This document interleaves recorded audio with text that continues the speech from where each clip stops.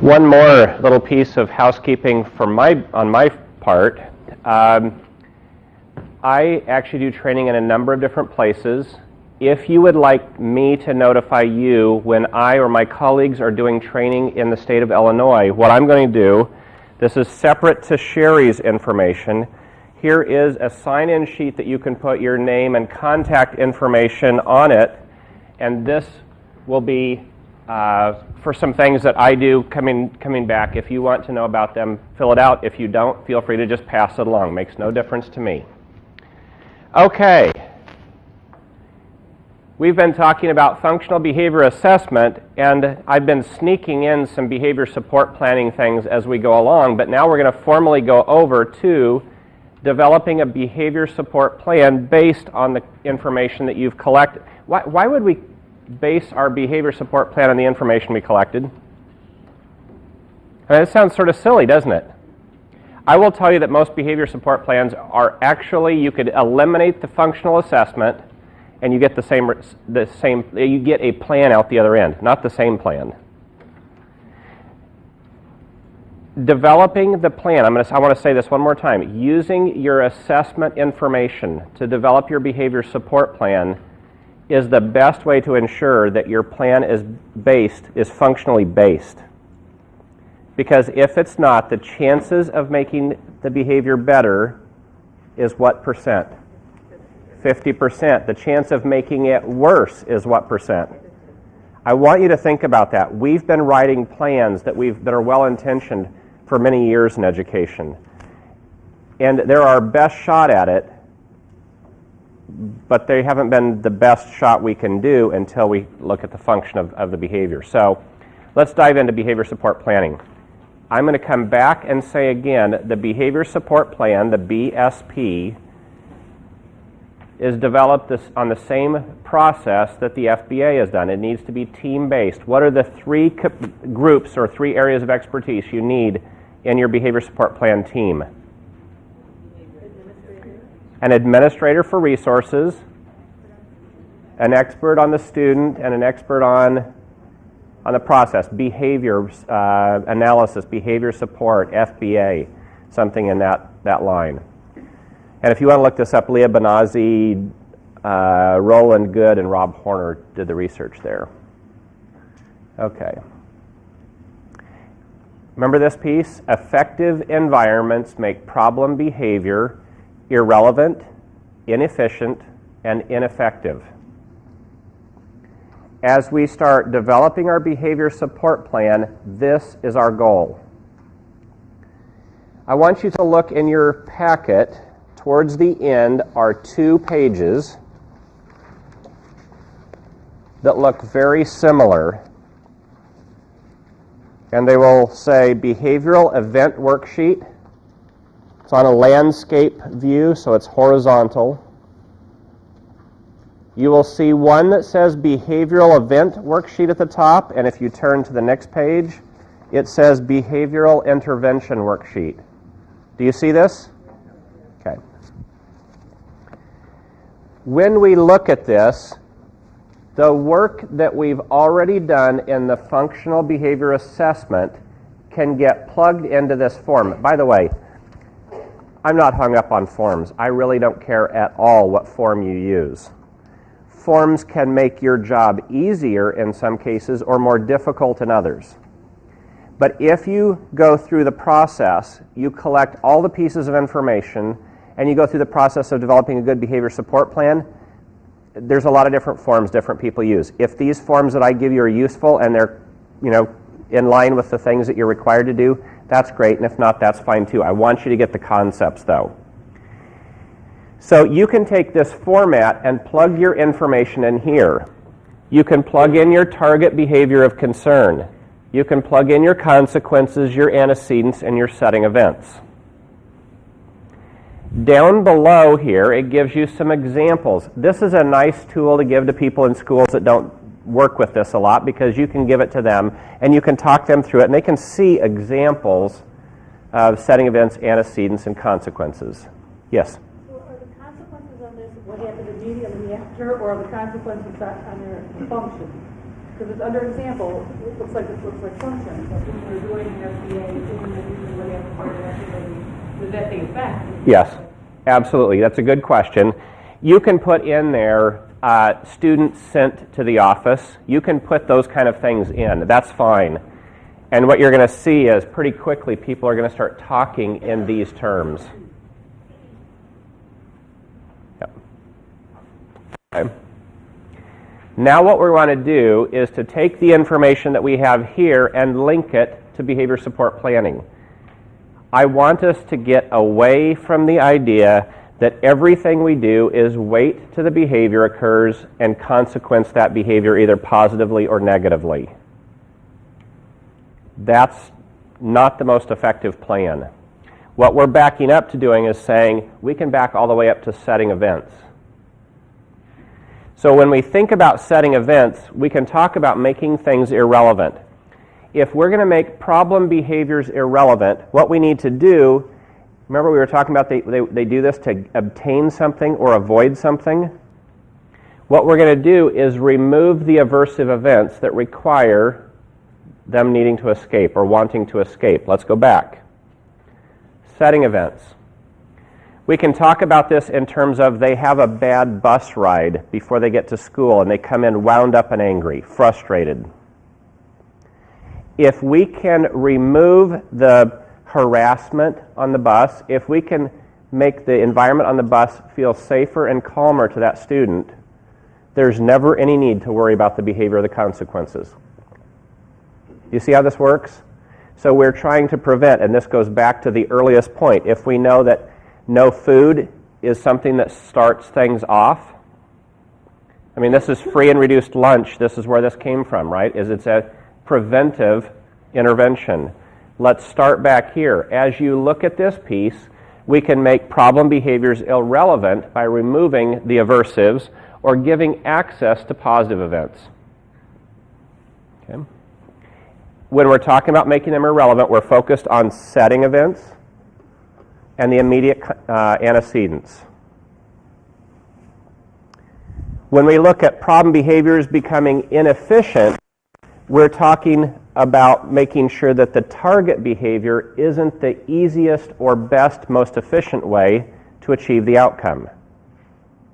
If the student wants to get the teacher's attention and they know that tapping their pencil on their desk loudly is the fastest way to do that, they will do it. I've seen students who are taught to raise their hand to get help, and they raise their hand, and pretty soon it's down here, and pretty soon it's sort of like this, and pretty soon their head's on the desk, and they're laying down with the hand like this, and the teacher's going, "Why are you sleeping?"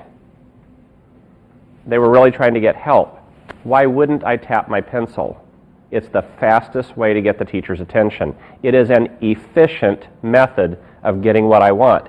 If we want to make inappropriate behavior inefficient, one of the things we need to do is to teach the appropriate replacement behavior. Okay. The last thing is ineffective. We need to make sure that problem behaviors are ineffective in that they don't achieve the outcome that they're setting out to achieve. So, for example, the student that gets up and is behaving silly in class. Do you know what silly looks like? I want you to just, don't say it out loud, just think about what that looks like. If that's the way they get peer attention, what might we do to make that an ineffective behavior? Do you have any students that ever do that? Ignore. What's that? Ignore it. Ignore it. Okay, let's say I'm going to ignore it. But what about everybody else in the class is paying attention to it? Yeah. So we have to go back to the function, and we're even going to split it because we're talking it's obtain-driven. If it's obtaining attention, then we want to split it one more time and say, is it obtain adult or obtain peer attention? Because if it's adult attention, my ignoring it is enough. If it's peer attention, then I need to teach the peers how to ignore it. Okay. So effective plans are always driven by your assessment information. Here's what I want you to do.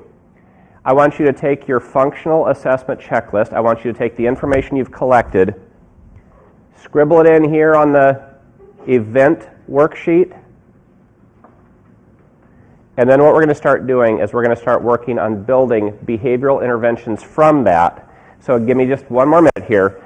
If you know, for example, that no breakfast is the thing, breakfast and snack at schools, start thinking about this, backing up and saying, what can we do to work across from starting with setting events, going to antecedents? What questions do you have about this? We're going to have people circulating around, and we're going to walk you through this. We want this to be relevant and specific to you. But let's get a couple of questions, then we'll go. Thank you for raising your hand. I appreciate you doing that. And waiting patiently. What if you don't know the setting events, even though it could Good be question. a big piece of it, something that happened at home, they come in on the bus, you don't know what happened. Okay. How do you deal with that? That's a good question. That sort of came up earlier. So let's go back to, if we know that there are certain days when the student comes in angry, irritable, upset, wound up, ready to go. Part of this is you may not have control over the setting event, but we can still do a setting event intervention. Let me give you an example of this. A kiddo who has a really nasty home life. There are days when things are pretty good and they come in and they're fairly relaxed, and days when they don't. What we will start to do, and this is sort of some things that I've seen work in the past, is we had the student at the beginning of the day, the very first person to interact with them was the faculty member who was standing waiting for people to get off the bus. As soon as that happened, he would step up and say, John, how you doing this morning? Are you having a good day, so-so day, bad day? And they had a little rating system. And they did fist to 5. I don't know if you've ever seen this. It's like fist is a bad day and 5 is a great day. And he would do fist to 5. He had been taught how to do this. He had been taught how to be in touch with how he was feeling physically and monitoring his physical state and emotional state. He would do fist to 5. If he was doing 3 or less, she would walk him into the teacher and say, John's having a 2 today and might want to just have a little discussion. The plan then was to transition him over. He had also been taught some things like taking a cool down. He had been taught how to do some relaxation. He had been taught some other things. It's still a setting event intervention, but they didn't always know what was actually happening at home.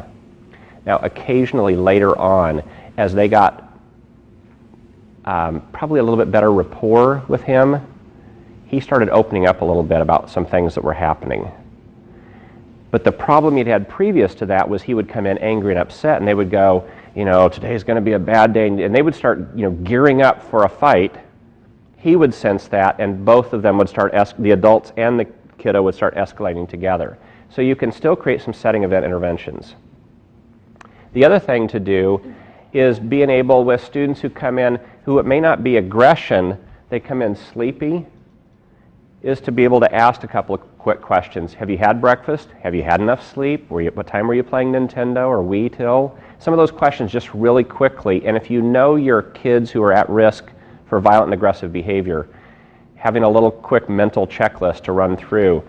I can, give them a granola bar. I can give them some orange slices. I can, and some people hate this, but I will tell you, based on my experience, I am more than willing to let a student who is very volatile and dangerous, I am not above giving them 30 minutes to curl up in the corner and sleep for a few minutes and then come back to it.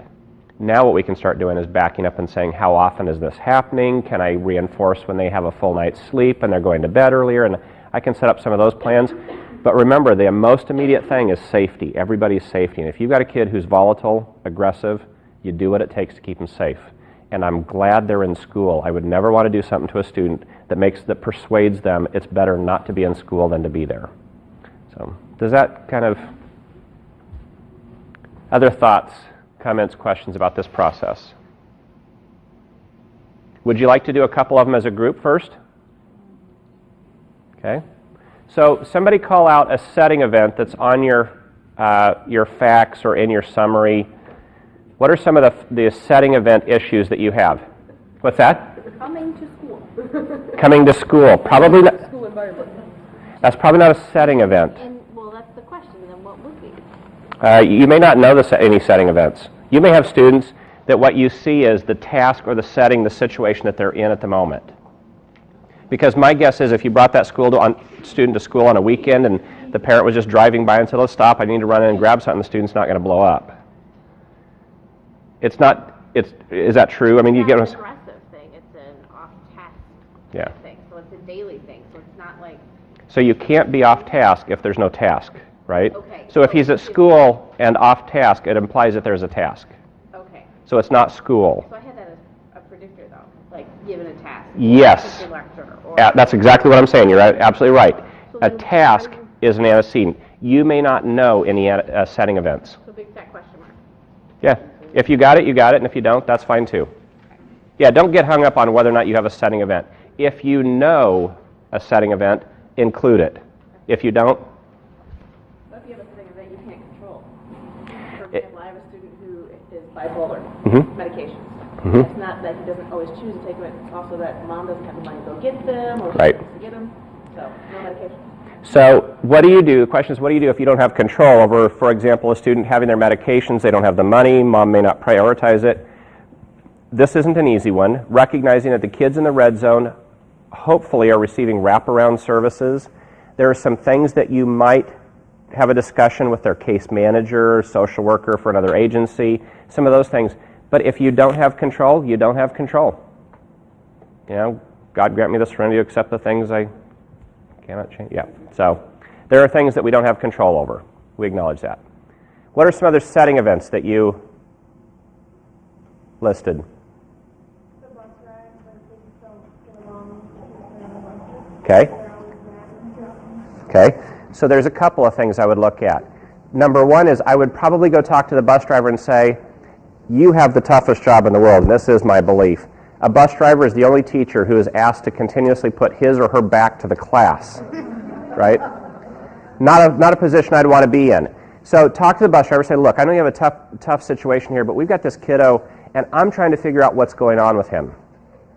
Can you tell me what's he like on the bus? Some of them have video cameras. If you've got a video camera on the bus and you can review that tape, that's really great information. You can say, it's just squabbling, or it's bullying and harassment, and kids are stealing his hat and his lunchbox, or, you know, those kind of things. If there are interventions you can do on the bus or have done on the bus, do that. If not, go back to what you can do when they arrive at school, which is back to this issue of having them identify their emotional state, provide them some interventions, because the reality is they will probably experience other things that are nasty in their life, and this is a life skill. But if we can, and I do think we have an obligation, if there's a safety issue, bullying, harassment issue, we have an obligation to stop that. And I don't mean us personally, but whoever's responsible for transportation, we really should notify them and say, here is a situation that is putting a student in jeopardy and is putting us in jeopardy. We need to develop a plan. So intervene on the bus if we can. Certainly intervene when they get off of the bus with regard to analyzing or recognizing their emotional state, labeling it, being able to intervene. All of these things you don't want to do unless you've got a plan, though. So start with a plan. Make sure you know what you're trying to do. You don't want to put the plan in place haphazardly at the first time the student experiences it. Take your time, make the plan work. Okay, there was another, yes? My student isn't able to communicate her wants and needs. Can that be just a setting event or a setting state? Because she isn't, when she gets work, she can't communicate, it's too difficult for her. So Yes. her lack of ability to communicate in her setting event? The experience of, communicative problems can be a setting event, but it's usually connected to a number of other things. So you can talk about failure experiences as a setting event, some of those things, and then what we can talk about is how do we change that? So can we give her some really basic communication to do that? And that's going to be the focus. I know that people struggle with some of these things when they're saying, we need to be teaching this. I say this basic communication of basic needs and some of those things is a lot more important, and I'm going to focus because nothing else is going to matter in her educational career if she doesn't get some of those basic skills. That's sort of my perspective. I don't know, what do you guys think? Is that? So I'm going to put tons of time and attention into identifying, and we're not talking sophisticated here. We're not talking, 500 emotions words. We're talking just some basic kinds of things, if that's what we need. We actually have, we know that kids, before they get communication skills, their behavior is likely to be worse, and so there's actually parents now who teach before their kids become verbal, teach their kids sign language. I think that's great. I have a friend who's got twin 4-year-olds and taught them sign language, not believing that there was any communication difficulty other than they hadn't acquired oral language yet. And it works for them. Or worked. They're now very verbal. Okay. All right, let's go to antecedents. What are some of the antecedents that you listed?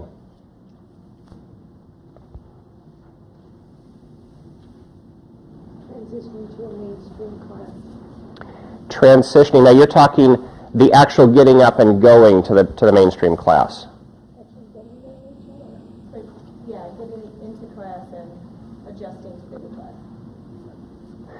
So do you understand what I'm trying to separate out? It's not whether or not it's a new class. It's actually on an everyday transition basis. Okay? So if it's the transition piece, and we know that transitioning is part of it, what are some things we can do to change the environment? One is we could teach transitions. A lot of times people go, well, just walking down the hall and going into another room. Not necessarily that easily, right? We could set them up with a peer buddy that will reduce some anxiety. They know people there. What are some other things that we can do in antecedents for that situation? To a schedule, have like a specific time, like a visual schedule maybe, depending on the level. So part of it is it predictable for them? Do they understand time, or is this catching them off guard like, oh, you mean I got to go now? Yeah, you got to go now. As opposed to if they can tell time and they have that schedule and they can be taught that schedule, predictability reduces problem behavior. Those are some things. Okay. Yes? Leaving early out of the previous class to get to the next class a little bit, a few minutes early so they can sit and have time to... And the halls aren't full of huge, big people. So now we're starting to get into places where thinking functionally really does help. What do you think the function of the misbehavior is in this girl's situation? I think it's avoidance of the class, of hard work. Okay.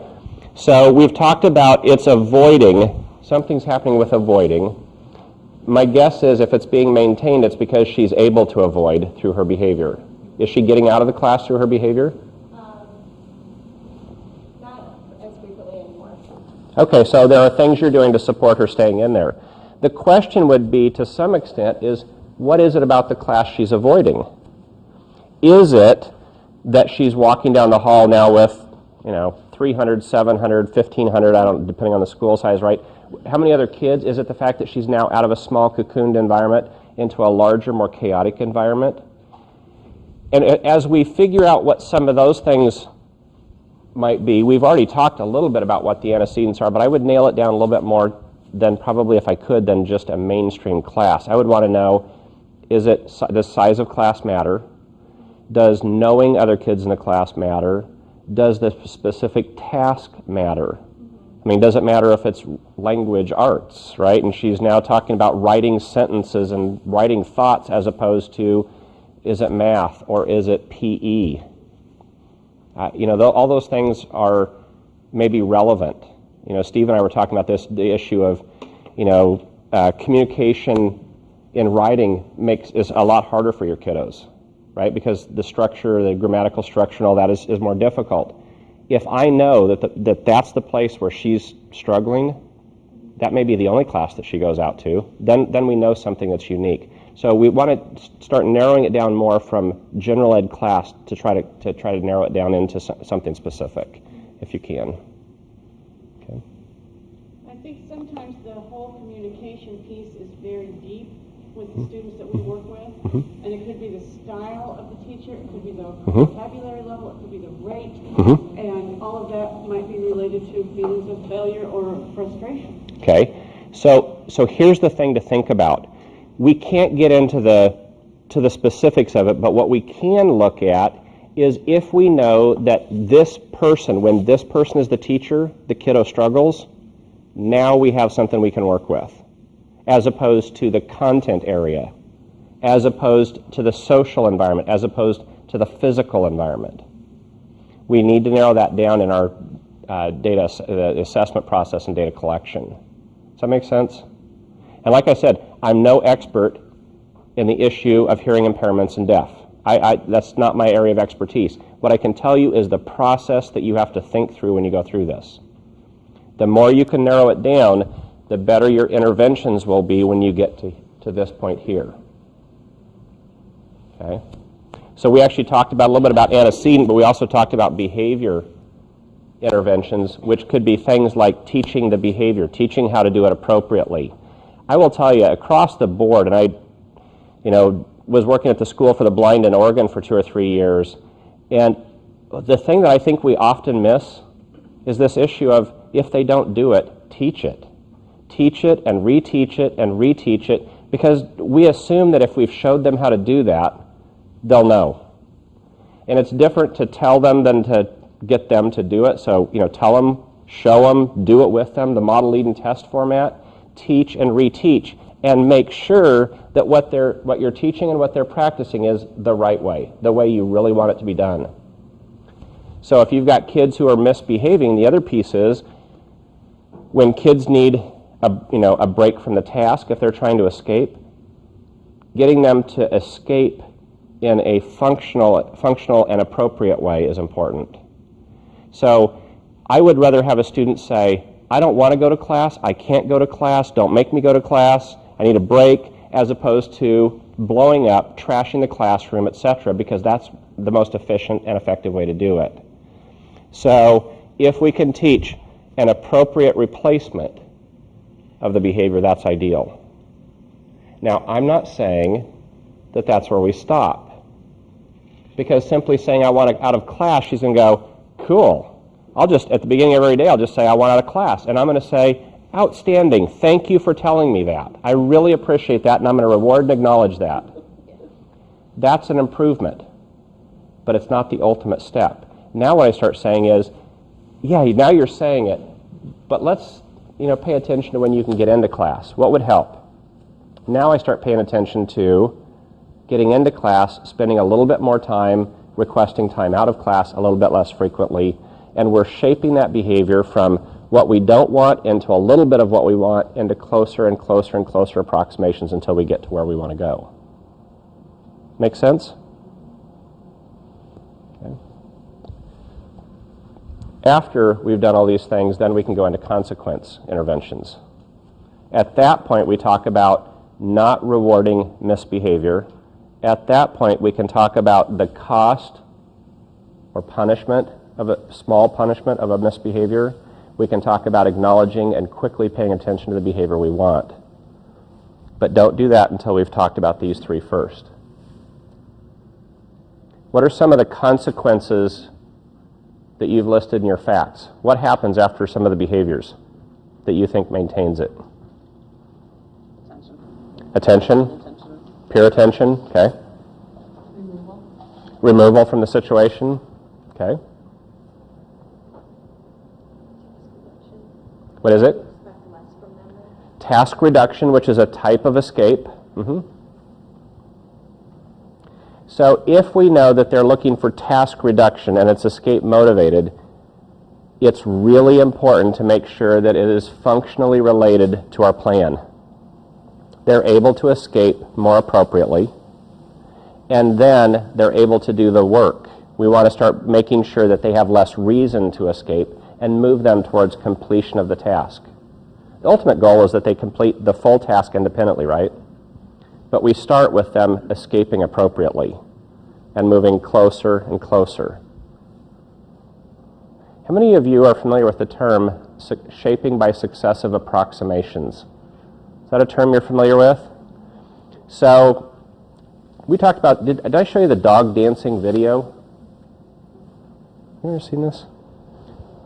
We'll try this. I think I actually have it. One cool dog.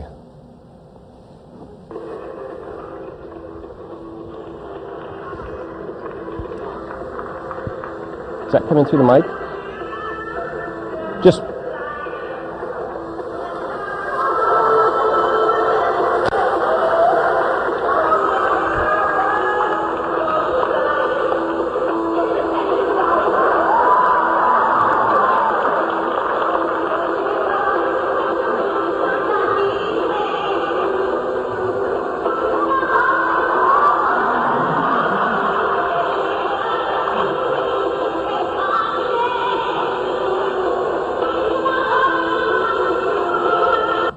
okay, I'm not going to show you the whole video. You can get online and find that one.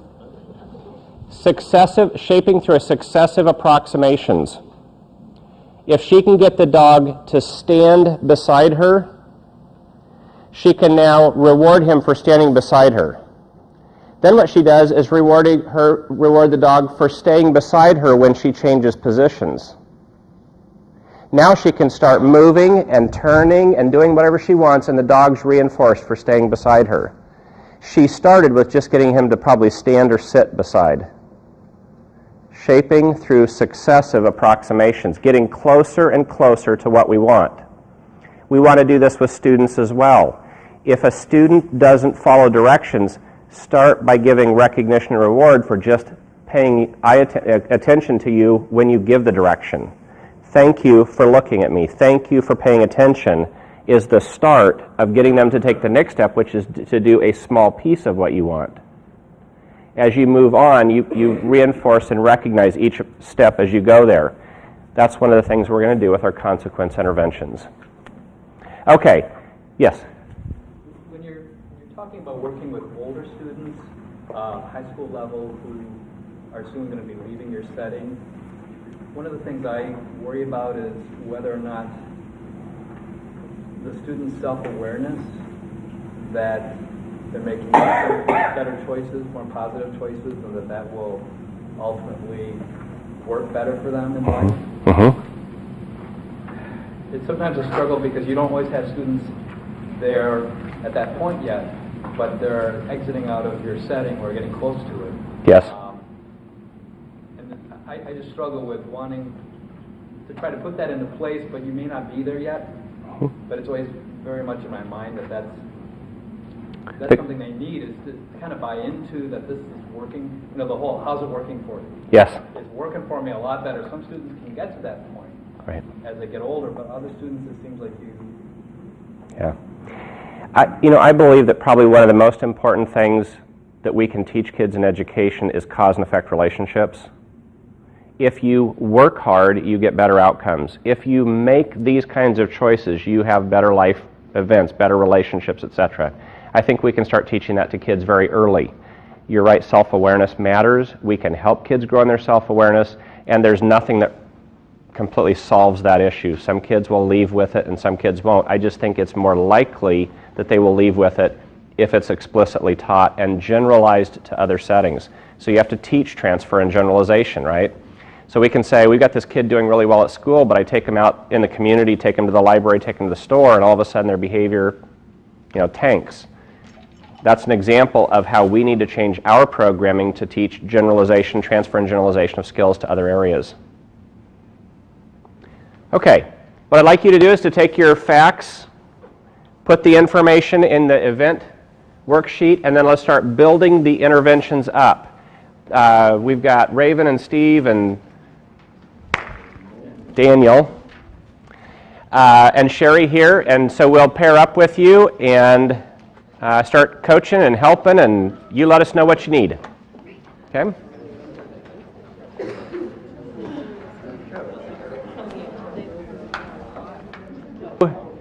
And 1.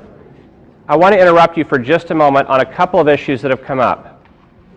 If you have multiple inappropriate behaviors and multiple consequences where you say, this group of behaviors is for a combination of obtaining something, avoiding something, and sensory stimuli. What you're going to have to do is go back and look at each of those problem behaviors. And you're going to have to determine if you have a response class or not. A response class are behaviors that look different, but they serve the same purpose. For example, if a student is off task, and when they're off task, they're walking around the room, they're going through other people's things, if you've got a list and all of those things are to avoid the task, that is a response class. If you have behaviors that serve different functions, it is not a response class. And you cannot develop a single behavior support plan if you have multiple functions being supporting multiple behaviors. So you've got 5 behaviors and 3 functions. You can't develop a behavior support plan. The behavior support plan has to identify the behavior or response class of behaviors and link those to a specific behavior support intervention. Do you follow what I'm saying by that? Here's another term for you, functional equivalent. If the student is hurting people in order to escape, it would be functionally equivalent to ask for a break and leave the room. It allows them to escape. It serves the same function. It is functionally equivalent. When we start with serious behavior, you want to start with getting functional equivalence, a functionally equivalent behavior that's more appropriate. Serves the same function, but is more appropriate than what they've been doing. And we'll keep doing that until it gets more appropriate and closer to what we're seeking, the goal behavior. Questions about that? Okay. I'll let you go back to doing some more work. How are we doing on this? Any other questions before we go back, actually? Okay, good. Back to work.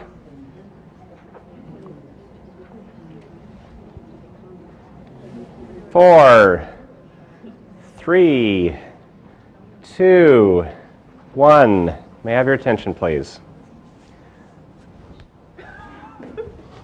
All right. How'd that go? Are you starting to see the connection between the behavior assessment process and the behavior support process? The information you collected in the facts then gets translated into actions that you can take. A behavior support plan is a document that lays out what the adults will do to support student success. Let me tell you what it's not. A behavior support plan is not a description of the way the students will change to get better. Do you see the difference? I've seen behavior support plans that says the student will stop doing this, the student will stop doing that, and the student will start doing this. If it were that easy, we wouldn't be sitting here today, right? I mean, this is about what we will do differently, how we will change the environment, and that includes our behavior, the behavior of those around us, all of the people interacting, how we might change the physical environment. For example, this room is set up probably one of the better ways for convention-type facilities. But in many ways, it would even be better for you if you were sitting in circular tables as a team, right? If you put kids in a circle table and tell them not to interact with each other, and they do, that's our fault, not theirs. That's about changing the physical environment to elicit a different kind of behavior. So a behavior support plan is a written document that says what the adults or what the staff will do to support appropriate behavior. Okay? Other thoughts, comments, questions about this? Okay. I want you to look in your packets at the back where you have the documents. There's several. You've got the team action plan form, and you've got this behavioral event interaction. You've got the self-assessment. There is a one-page form, little checklist that looks like this. And at the top it says, checklist for assessing quality. Checklist for assessing quality.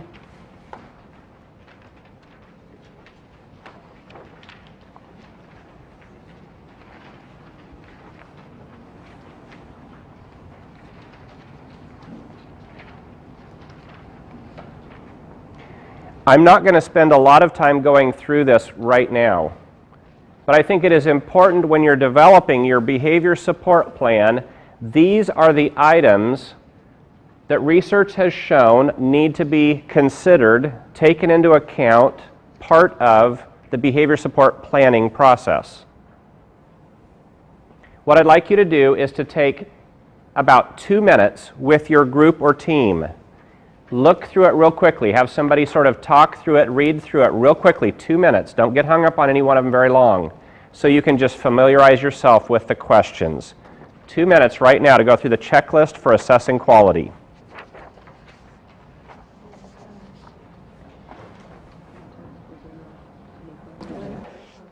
Four, 3, 2, and 1. Who can tell me what a response class is? And don't tell me a school for responses.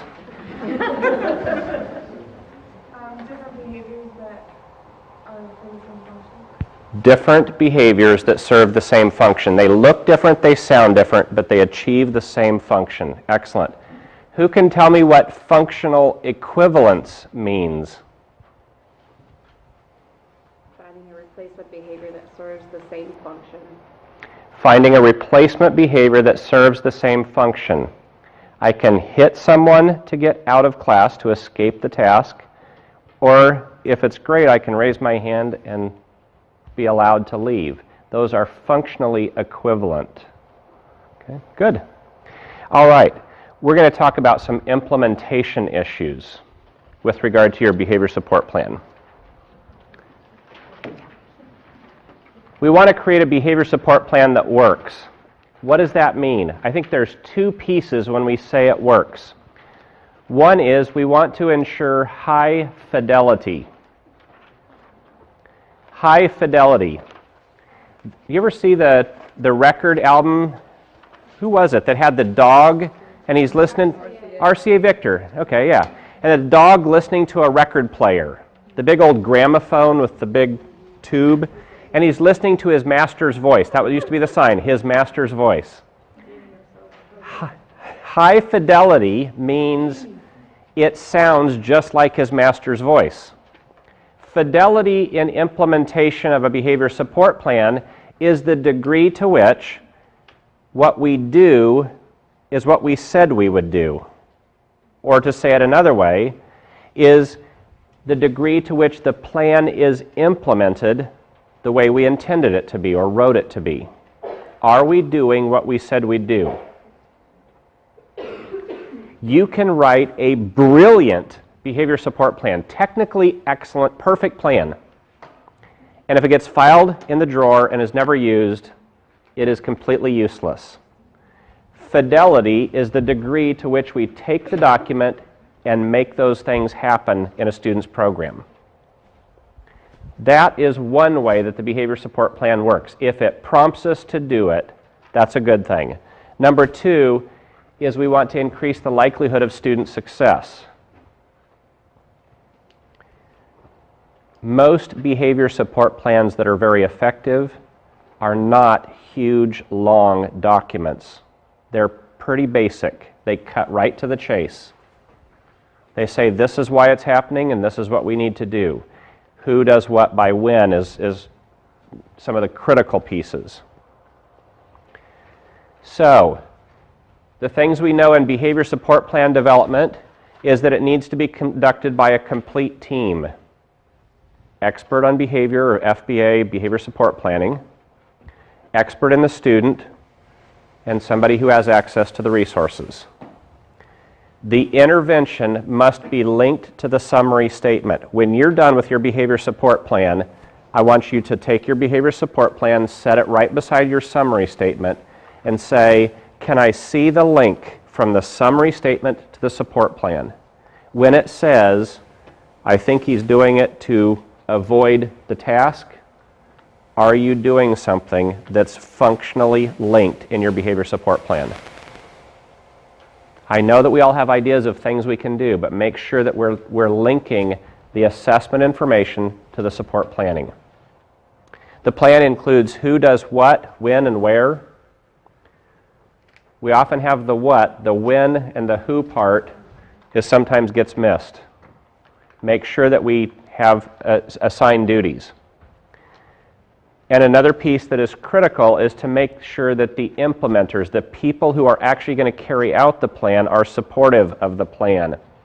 What I'd like you to do is, in your packet, just past the document you pulled out, I want you to look for self-assessment of contextual fit.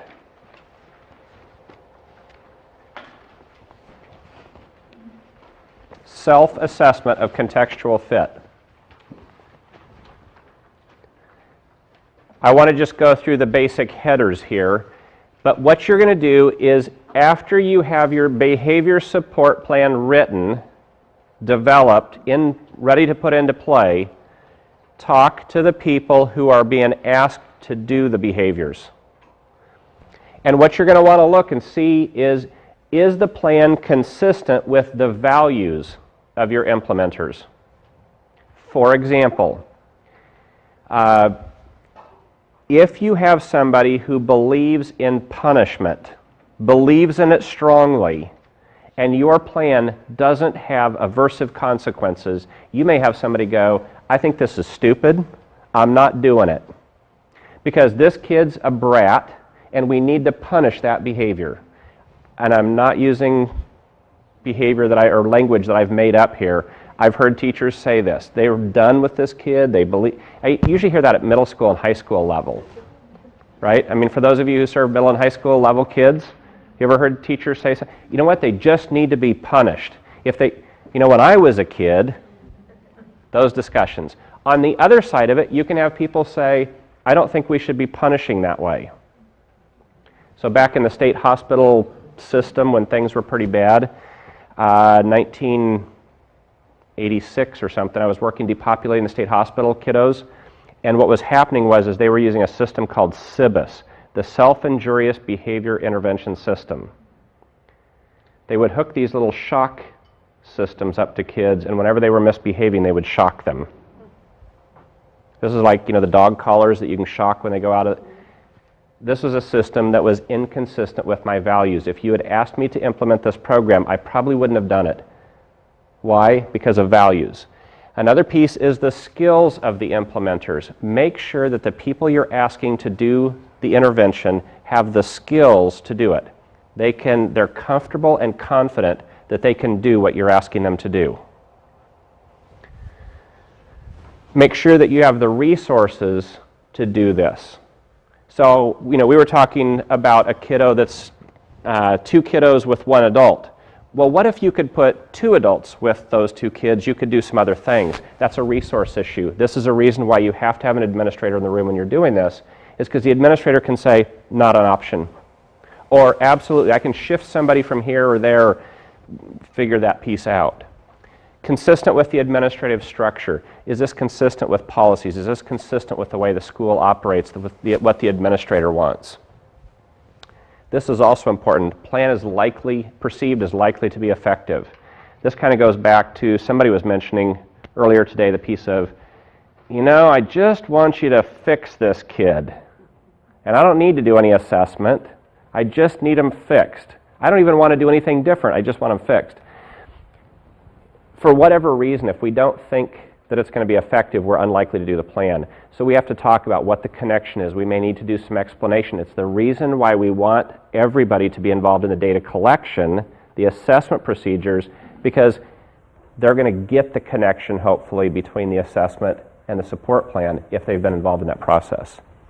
And we also have to believe that it's in the best interest of the student. Make sense? So, if someone that is a key component doesn't fit the value or the skill? Then we need to take a look and say, what do we need to do to alter the program, the people involved in delivering the program, etc. So there have been times when an administrator says, I just don't think that this instructional assistant is the person who can do this.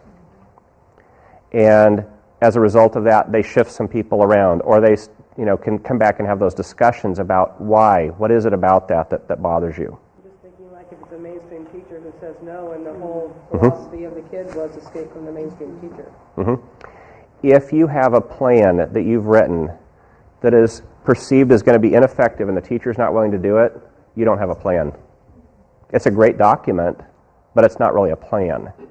So we have to work with what they're willing to do at some level.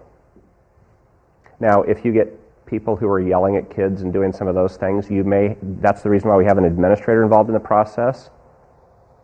An administrator may have a discussion and say, wow. Have you ever felt like amidst a lot of information, you're still in the dark? We're still in the dark? All right. We'll keep rolling. Oh, we can't keep rolling. We'll stop for just a minute here until we get light on our interpreters. Can I have you open the other door as well on this other side? Maybe we can get a little bit of light in here.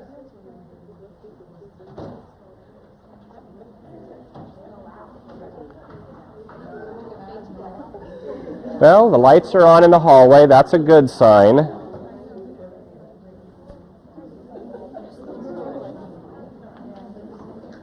hit the room to 2:30, I guess they will. Okay. Something tells me Sherry didn't pay the electric bill. Come on. They're working on it. Okay. Is she able to see you? Is everybody that needs to see okay? Good, thank you. All right. So the assessment of contextual fit, if it doesn't fit, it's not going to be implemented. Write it off. Go back and redevelop. We also need to make sure that the evaluation plan is put in place. How are you going to do that? How are you going to evaluate? Fidelity is just having a who's going to do what by when and tracking to ensure that happens. If we say Dale is going to meet this student at the bus every day, I need somebody to check in on me and say, did you meet the kiddo every day at the bus this week? Have that discussion. We need to look at student outcomes and say, has this behavior increased or has this behavior decreased? Are we getting the kinds of changes we set out? This was a kiddo who, her name was Sherry. This is the name we're calling her anyway. Sorry, I didn't even think about making that connection, but your behavior was improving, so I guess we're okay. So in this case, what we had was the ability to take, or the behavior to take an appropriate break rather than to go off and hurt somebody. And you can see her behavior is pretty varied, but the trend line is improving. We can say from a student outcome perspective, we have a plan that's working. Her behavior is improving. What do we have here? It's getting worse. What we need to have is decision rules about how many days somebody will go with non-improved behavior before we revise the plan. And I'd like to tell you there's a hard and fast rule about how long. Depends on the behavior, depends on the age, depends on a number of things. There's no real hard and fast rule there, but most of the professionals involved can help you with that. Okay. Here we have two different things. We have two different behaviors going different directions. This is actually use of timeouts per period, per day, and this was quality of day, and this was the amount of points that he earned. You're going to want to track some of this information and just say, what are we seeing? Are we seeing student behavior improve? Finally, never leave a behavior support plan meeting until you have a follow-up team meeting scheduled. Who, when, and where. There is an assessment checklist here for the quality that we talked about earlier. Keep going back through it. Anytime you revise the plan, make sure that you've still got all the pieces there. Go back to the contextual fit and make sure that that's all there. Questions do you have? The afternoons go really fast. Still digesting lunch.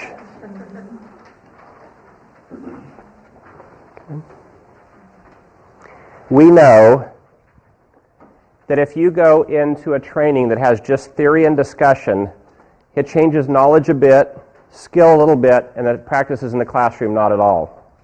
If we add demonstration and modeling, it improves everything but the use in the classroom. If we add practice and feedback, it starts getting to the classroom. Until we add coaching, we don't really impact what the practices are in the classroom. You're fortunate in that you have ISRC folks who are going to coach you, are coaching, do coach, have coached you, and I want you to see yourselves as coaches with your classroom teachers. Some of you are the classroom teachers. In some cases, you are the classroom teacher who will be coaching the instructional assistant or other teachers. But this coaching piece is a really important part if we're going to change what happens for kids in the classroom. So I have spent more time on the coaching component of this and the teaching component for you guys, talking about the behaviors, talking about the assessments, talking about the process, so that you can talk with your colleagues. Don't stop talking with them about the things that work. Don't stop talking with them about the things we know with functional assessment and behavior support. You have an assignment. Your assignment is to think functionally about student behavior. Actually, I didn't say student behavior, did I? Think functionally about behavior. That includes the teachers and your other colleagues. Think functionally about behavior. Teach others how to think functionally and coach them in the application of the theory. Collaborate with others in the use of evidence-based practices. What you do matters. You have assessment forms that you can start filling out. And I'm going to talk to you while you do that, so we do get you out of here. There is an assessment form that was loose with your packet, is that correct? With the post-test. With the post-test. This says post-test on it. There are a couple of items you do not need to answer. You do not need to answer question number 11. We didn't cover that, nor do you need to answer number 6. Number 6 or number 11 for the post-test. Does everybody have your post-test? If you don't have a post-test, would you raise your hand? Should have been given to you loose in your packet. Does everybody have the post-test? Okay.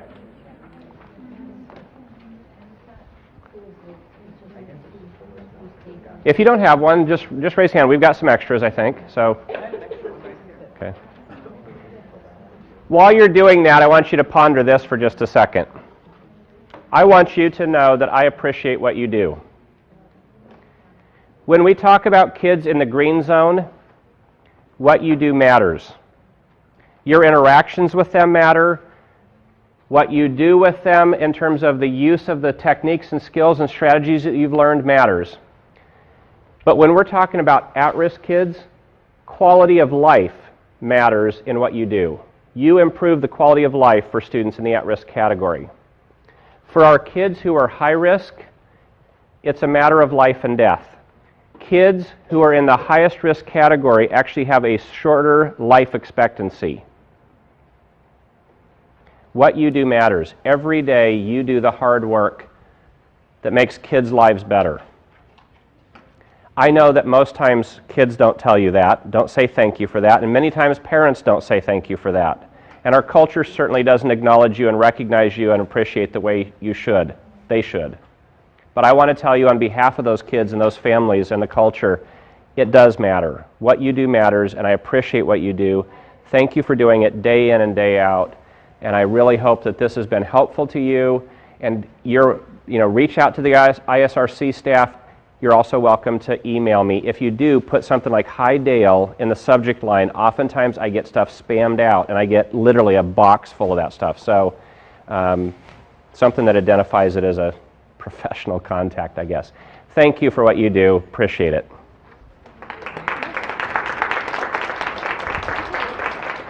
going to collect the pre-test and your evaluations for the day over here. Please write on your pre-test if you have 1, 2, or 3 sessions. Yes, listen up. Just one last thing. If you have been here all 3, put that in the top of the page. If you've been here 2 sessions, put that up there. And if today was the only day, write that at the top of your page.